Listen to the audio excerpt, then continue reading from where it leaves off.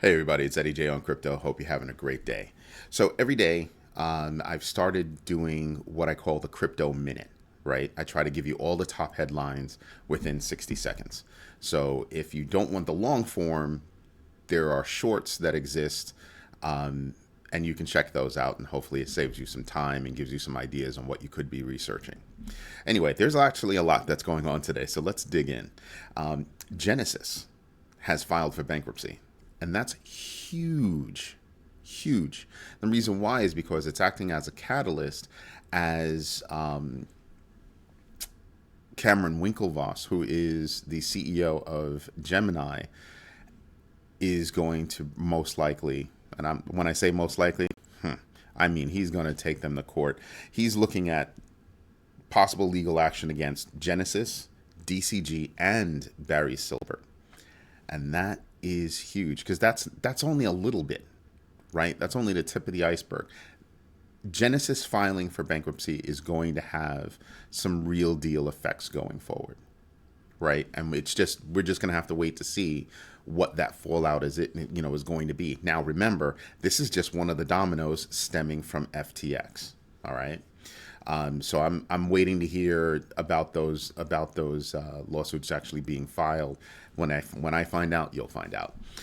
Charles Hoskinson is looking to help out DCG because he has a serious interest in CoinDesk, and the reason why is not just because he created Cardano and he's the number one developer in Cardano. It's because he believes that there needs to be, some real journalism that's going on, starting with CoinDesk, which does a great job. But I think he wants to see journalistic, efficacy or ethics come back. And he's serious. He's serious. If I had that kind of a notion in my head, CoinDesk would be where I would start. And when it comes to crypto, and the reason why is because those folks at CoinDesk are no joke. Love them, love them. They do a great job. It'll be interesting to find out if he can actually get his hands on CoinDesk. I'm pretty sure there are going to be others that have an interest in CoinDesk. So like I said, we'll just see how that one plays out. But that actually is kind of big news when you think about it from a bigger picture, in that DCG desperately needs to raise funds. Here's Charles Hoskinson, probably has access to said funds. A Swiss judge has decided that ConsenSys must subject itself to an audit stemming from its $715 million worth of transactions between the Swiss part of the company and the U.S. part of the company, allowing the U.S. part of the company to actually raise $715 million. So it was brought against them by shareholders, and a Swiss judge has said, yep, you're going to do it. If you don't know who ConsenSys is, you might know who MetaMask is. They own MetaMask. In other big news, wow, just so much. Nexo came to a settlement with the SEC, and that settlement is $45 million, right? 22.5 will go to the SEC, 22.5 will go to the state regulators that are also involved in the suit. Very interesting. So now that that's off their back, I'm dying to see what happens with Nexo now, because I believe they have to pay the money and they have to exit some business. I don't have the details on that, but I'll get it. Nepal, to try to tamp down on crypto, has ordered all of their ISPs to block access to Bitcoin related websites. Yeesh. I know that I reported the other day that India wants to block all crypto. Just like drop a nuke on crypto and call it a day. Nepal is actually trying to carry that out in their country, and I'm just sitting back and I look at international politics to see what people are doing, what countries are doing, and how that might play out around the world. And I sit back and I just kind of go, yeah, how are you going to stop something that isn't state related? There are VPNs and things like that. If I have a wallet and you have a wallet, we can conduct a transaction. How do you stop that, point A to point B transaction? I think they're going to have a hard time. Something that's scratching my head is that there are a couple of countries around the world that are saying, hey, we're going to, like Australia, hey, we're going to use crypto We're going to recognize crypto as legal tender. Stable coins are being built based on Algorand and Ethereum. And I'm sitting back and I'm kind of going, yeah, so how, number one, how is it a security? Two, how does any country, including the United States, how does any country lay claim to be able to,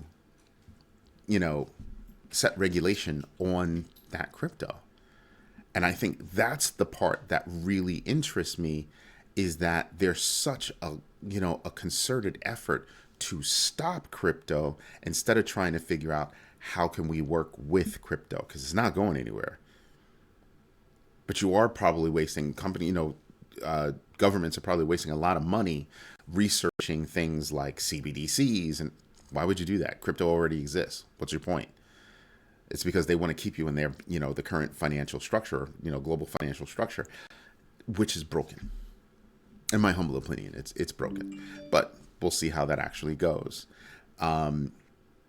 Moonstone Bank, you probably never heard of them. Most people didn't even hear about, Silvergate Bank. But Moonstone Bank used to do business with FTX, and they're now getting out of crypto. They're now exiting crypto the same way Silvergate Bank has exited crypto. They've sent out a letter to all of its clients that are actually holding, or they're holding, digital assets for, and they said, hey, you got to move it, because they're closing down those accounts, and you have to move your assets elsewhere. That's actually big.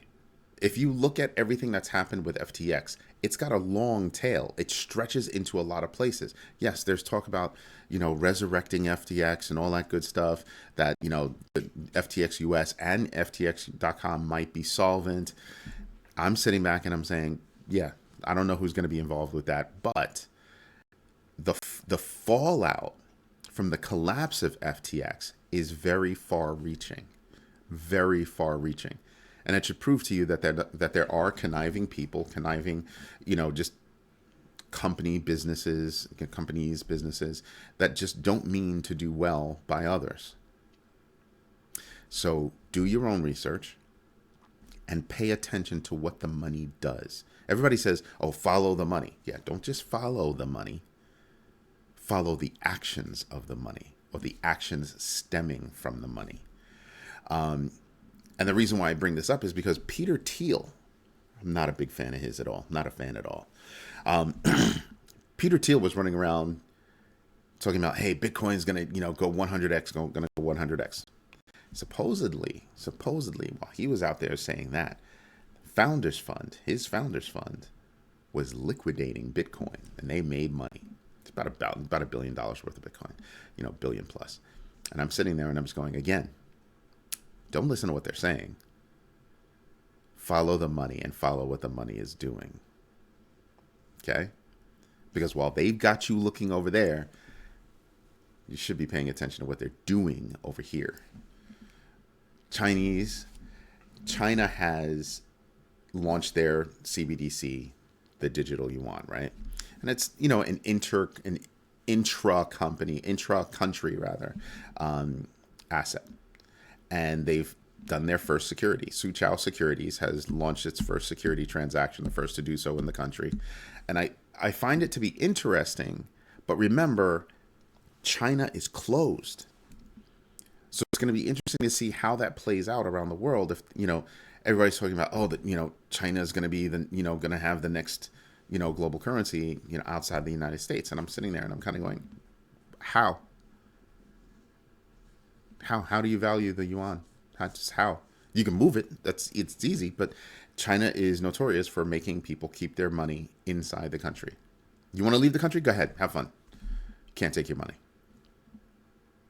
So I'm wondering how that is all going to play out. There are a lot of moving pieces when you talk about the financial markets around the world, and who's making money, how they're making money, what are they doing with the money, all that good stuff.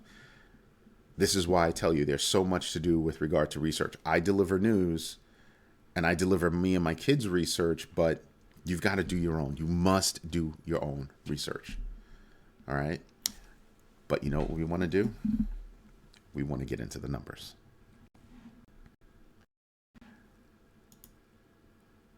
And the numbers, let's just refresh what we have right here.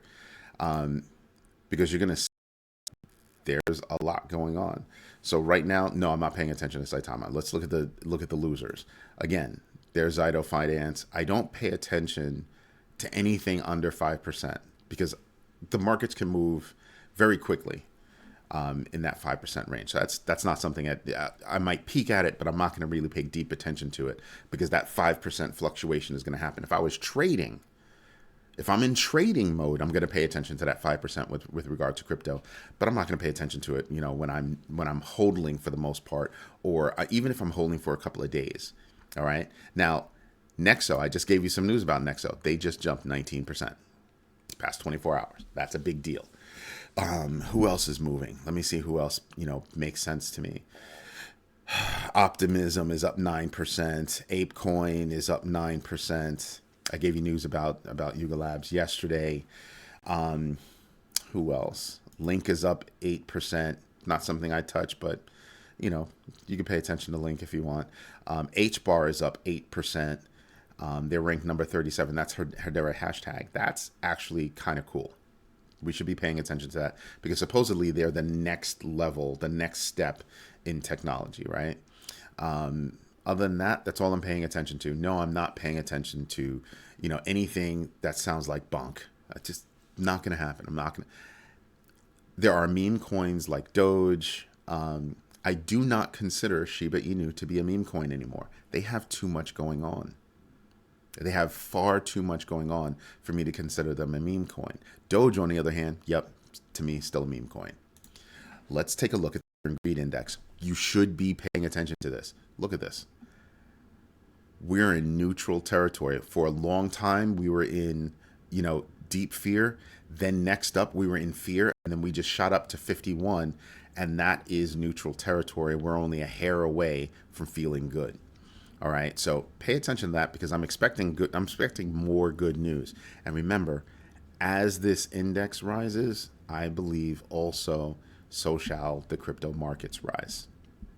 Crypto projects are growing on a lot of different platforms. Pay attention.